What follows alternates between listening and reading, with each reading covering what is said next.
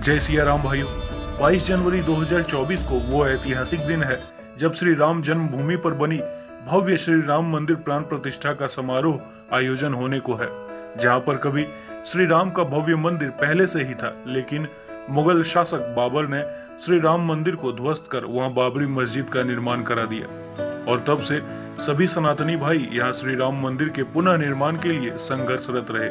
साल 1717 यानी कि बाबरी मस्जिद बनाने के तकरीबन 190 वर्ष बाद जयपुर के राजा जय सिंह द्वितीय चाहते थे कि मस्जिद और उसके आसपास की जगह हिंदुओं को मिल जाए। जय सिंह के मुगलों से संबंध भी अच्छे थे, मगर वो ऐसा नहीं कर पाते हैं, लेकिन वो मस्जिद के पास ही एक राम चबूतरा बनवा देते हैं ताकि हिंदू वहां श्री राम की पूजा कर पाए। ये वो वक्त था जब मुसलमान श्री राम जन्मभूमि पर बनी मस्जिद के अंदर नमाज पढ़ते थे और हिंदू बाहर बने राम चबूतरे पर श्री राम की पूजा करते थे। ऐसे ही बाबरी मस्जिद के निर्माण को 250 वर्ष हो गए और अब तक हिंदू इस दर्द से निकल नहीं पा रहे थे कि आखिर श्री राम की जन्मभूमि पर उनकी ही मंदिर तोड़कर मस्जिद क्यों बना दी गई।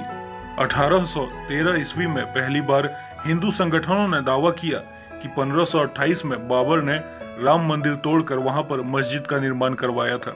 इसके बाद 1838 में ब्रिटिश सर्वेयर मोंटेगो मेरी मार्टिन ने यह रिपोर्ट दी कि मस्जिद में जो पिलर्स हैं वो मंदिर के ही हैं। ये रिपोर्ट आने के बाद बहुत हंगामा हुआ। हिंदुओं के दावे के बाद से विवादित जमीन पर नमाज के साथ साथ पूजा भी होने लगी। 1853 में अवध के नवाब वाजिद अली शाह के समय पहली बार अयोध्या में सांप्रदायिक हिंसा हुई। इसके बाद भी 1855 तक एक ही जगह नमाज और पूजा होती रही। 1855 के बाद मुस्लिमों को मस्जिद में जाने की परमिशन तो मिली, लेकिन हिंदुओं पर रोक लगा दी गई। ऐसे में एक बार फिर से हिंदुओं ने राम चबूतरे पर ही श्री राम की पूजा करनी शुरू कर दी। इसके बाद 1885 में ये मामला अदालत पहुंचा। उस वक्त निर्मोही अखाड़े के संत रघुवर दास जी ने राम चबूतरे पर छतरी लगाने की अर्जी दी, जिसे अदालत ने ठुकरा दिया था।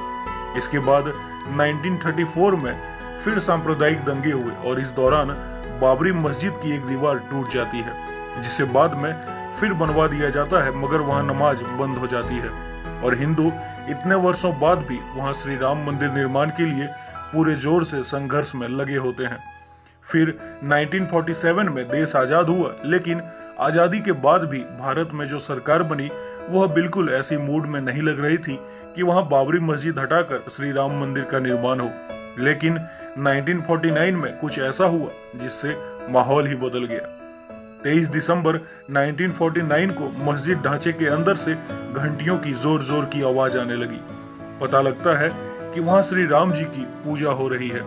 हिंदू पक्ष दावा करता है कि बीते रात वहां अचानक श्री राम की मूर्ति प्रकट हो गई। वहीं मुस्लिम पक्ष कहता है कि मूर्ति को रात के अंधेरों में हिंदुओं ने वहां जबरन रख दिया। घटना की जानकारी लगते ही दोनों पक्ष के लोग वहां भारी संख्या में जुटने लगते हैं। मामला इतना बढ़ जाता है कि बात प्रधानमंत्री जवाहरलाल नेहरू तक पहुंच जाती है और वो डिस्ट्रिक्ट मजिस्ट्रेट को यह आदेश देते हैं कि मूर्ति को वहां से निकालकर माहौल को पहले जैसा कर दें, जिस पर डीएम नायर साहब हाथ खड़े कर देते हैं और वो कहते हैं यहाँ इतनी भीड़ है कि मूर्ति बाहर निकालने से स्थिति बहुत बेकाबू हो जाएगी। कहते हैं कि 27 दिसंबर को प्रधानमंत्री जी डीएम साहब को एक और चिट्ठी लिखकर भेजते हैं कि मूर्ति वहां से हटा दी जाए, लेकिन डीएम साहब अपने पद से इस्तीफा दे देते हैं और सरकार को सलाह देते हैं कि वहां से मूर्ति हटाने के बजाय वहां एक जालीनुमा गेट बनवा दें।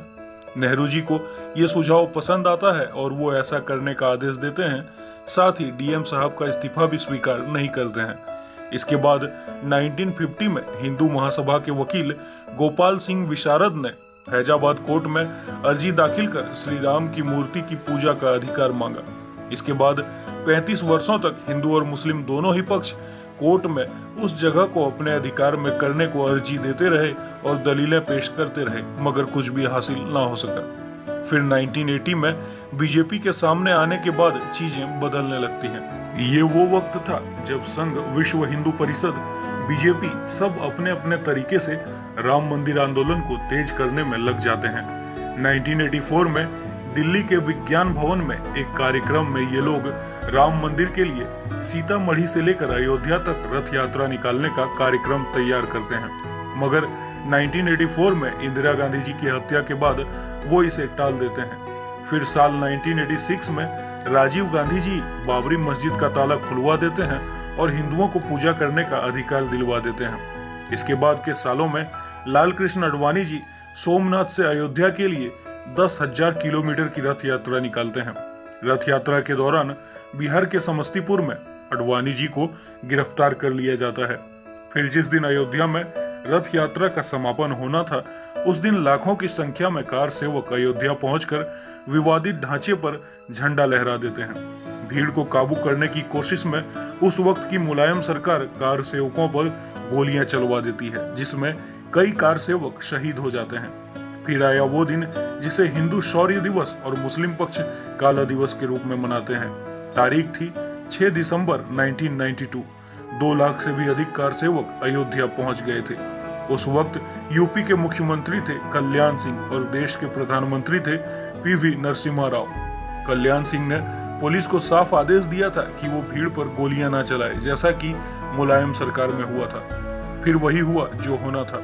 6 दिसंबर 1992 को 1:55 में मस्जिद का पहला गुंबद गिरा दिया गया। फिर 3:30 में दूसरा गुंबद गिरा और शाम 5 बजे तक तीनों गुंबद गिरा दिए गए थे।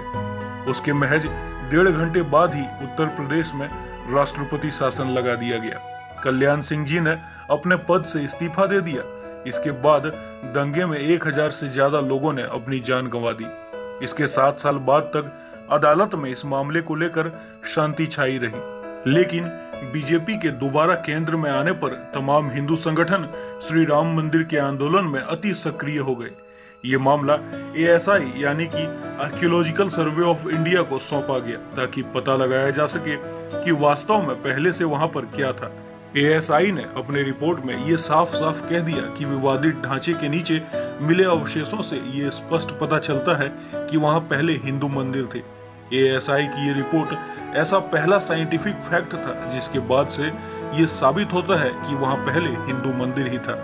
ASI की इस रिपोर्ट के बाद कोर्ट ने इस जगह को श्री राम जन्मभूमि ट्रस्ट, सन्नी वक्फ बोर्ड और निर्मोही अखाड़ा को 3 बराबर हिस्सों में बांट दिया। लेकिन कोई भी पक्ष कोर्ट के इस फैसले से संतुष्ट नहीं था, जिसके बाद 2011 में ये मामला सुप्रीम कोर्ट में पहुंचता है, जिसके बाद भी 7 साल तक इस पर कोई सुनवाई नहीं होती। फिर 9 नवंबर 2019 में सभी पक्षों की सारी दलीलें सुनने के बाद और सबूतों को देखने के बाद सुप्रीम कोर्ट ये फैसला सुनाती है कि विवादित जमीन श्री राम जन्मभूमि ट्रस्ट को दे दी जाए। फिर उसके बाद 5 फरवरी 2013 को ट्रस्ट का गठन होता है और मंदिर निर्माण का कार्य तेजी से शुरू हो जाता है। 1528 में श्री राम मंदिर को ध्वस्त किए जाने के 492 साल बाद अयोध्या में फिर से श्री राम मंदिर का निर्माण होता है। ये संघर्ष साल 2 साल नहीं बल्कि लगभग 500 सालों तक चला, जिसमें कई लोगों ने अपने प्राणों की आहुति दी। हम बहुत सौभाग्यशाली हैं कि जिस मंदिर को देखने का सपना लिए हमारे पूर्वज इस दुनिया से चल बसे, हम अपनी आंखों से उसे देख सकेंगे। वहां श्री राम लला की मूर्ति की पूजा कर पाएंगे। जय जय सिया राम।